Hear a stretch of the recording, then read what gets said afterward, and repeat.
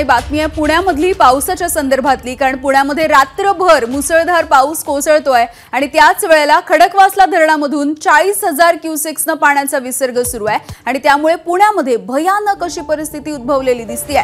पुण्यामधल्या अनेक सखल भागांमध्ये पाणी साचलेलं आहे। पुण्याच्या निंबजनगर, एकतानगर भागामध्ये जवळपास 4 ते 4.5 फुटांपर्यंत पाणी साचल्याची परिस्थिती आहे। त्यामुळे अनेक गाड्या सुद्धा आता पाण्याखाली गेलेल्या आहेत।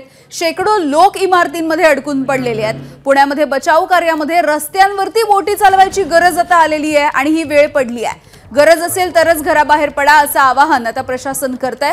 सतत सुरू असलेल्या या पावसामुळे पुण्यामध्ये अनेक भागामधला विजेचा पुरवठा सुद्धा खंडित करण्यात आलेला आहे।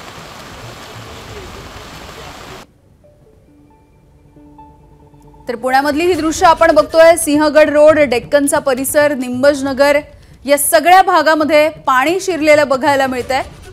मोठ्या प्रमाणावरून धरणांमधून सध्या पाण्याचा विसर्ग सुरू असल्यामुळे हे पाणी वेगवेगळ्या भागांमध्ये शिरलेलं आहे। एबीपी माझा, उघडा डोळे बघा नीट।